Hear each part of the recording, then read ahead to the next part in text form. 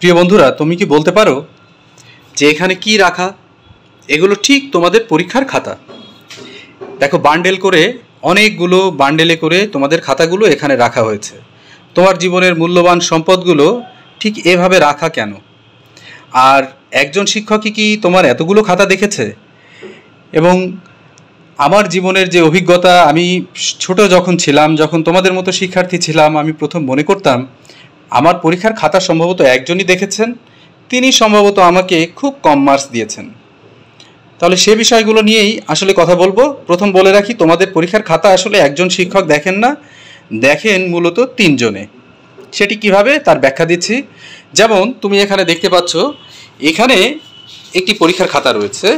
সেই পরীক্ষার খাতা আমি একজন পরীক্ষক হিসাবে বা এক্সামিনার হিসাবে বোর্ড যখন বা জাতীয় বিশ্ববিদ্যালয় আমার কাছে পাঠিয়েছে, আমি তখন এটি মূল্যায়ন করব। মূল্যায়ন করে আমি পাঠাবো কার কাছে? আমি ছিলাম এক্সামিনার, আমি পাঠাবো একজন হেড এক্সামিনারের কাছে। অর্থাৎ অনেকজন এক্সামিনারের একজন হেড এক্সামিনার থাকে। তোমরা এখানে যে খাতাগুলো দেখতে পাচ্ছ, এগুলো প্রায় 10 জন এক্সামিনারের খাতা রাখা আছে একজন হেড এক্সামিনারের কাছে। এই হেড এক্সামিনার কি করেছে, খাতাগুলো আসার পরপরই একজন স্ক্রুটিনাইজারকে দিয়েছেন। স্ক্রুটিনাইজার এই খাতাগুলো দেখেছেন যে সঠিকভাবে এগুলো মূল্যায়ন করা হয়েছে কিনা, কোথাও মার্কস কম দেওয়া হয়েছে কিনা, কোথাও বেশি হয়েছে কিনা, কোনো প্রশ্নে মার্কস দেয়া হয়নি এমনটা আছে কিনা, সেটা আসলে খুঁজে দেখার চেষ্টা করেন স্ক্রুটিনাইজার। স্ক্রুটিনাইজার যদি কোনো ভুল ত্রুটি খাতার ভেতর পান, তাহলে তিনি হেড এক্সামিনারকে একটি খাতার নাম্বার সহ একটি রিপোর্ট দিয়ে দেন।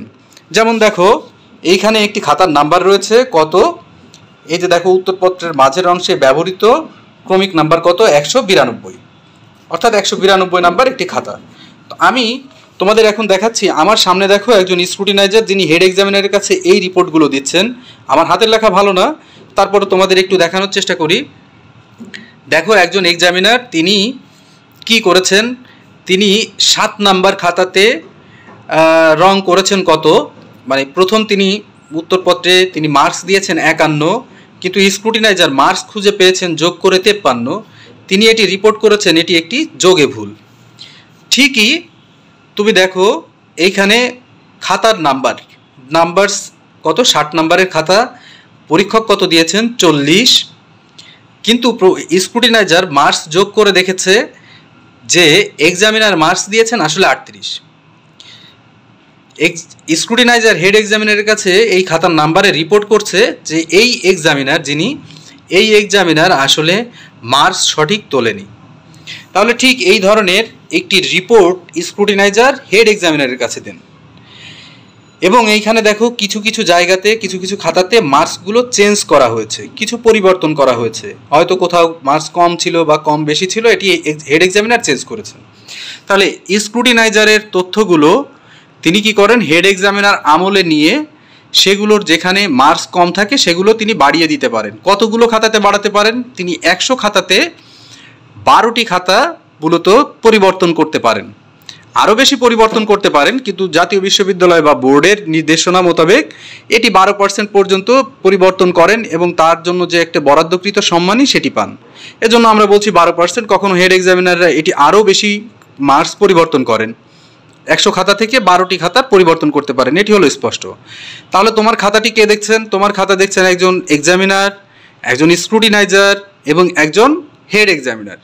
তো সুতরাং তোমার যদি মার্কস কখনো কম হয় বা বেশি হয়, শুধুমাত্র তোমরা এক্সামিনারকে দোষারোপ না করে আরও দুজন স্ক্রুটিনাইজার এবং হেড এক্সামিনারকেও তুমি দোষারোপ করতে পারো। অর্থাৎ তোমার খাতাতে শুধুমাত্র হেড এক্সামিনার যা করেছেন শুধুই তিনি দোষী, বা শুধুই তোমরা যদি কখনো তাকে অভিযোগ করো মনে মনে, কখনো কখনো তাকে তার কাছে প্রার্থনা করতে যে আমার স্যার যদি একটু বেশি মার্কস দিতেন হয়তো আমার রেজাল্টটি ভালো হতো। তো এজন্য আমি তোমাদেরকে বলছি যে খাতার মার্কসটা পরিবর্তন করেন। এক্সামিনার যেহেতু দেখেন, স্ক্রুটিনাইজার এটিকে সঠিকভাবে বিশ্লেষণ করেন, হেড এক্সামিনার ফাইনালি তোমাদের খাতাটি সঠিকভাবে মূল্যায়িত হয়েছে কিনা সেটি মূল্যায়ন করে তোমাদের বোর্ড বা জাতীয় বিশ্ববিদ্যালয় অথবা অন্য পরীক্ষা নিয়ন্ত্রণকারী যেসব কর্তৃপক্ষ থাকেন তাদের কাছে পাঠান। তাহলে তোমাদেরকে আমি আজ একটা সঠিক তথ্য দিলাম। এজন্য তোমরা যদি কেউ এই বিষয়ে আরও কিছু জানতে চাও, আমাকে তোমাদের কমেন্ট বক্সে জানাও, আমি তোমাদের সঠিক তথ্যটি সেখানে দিয়ে দিব। ধন্যবাদ।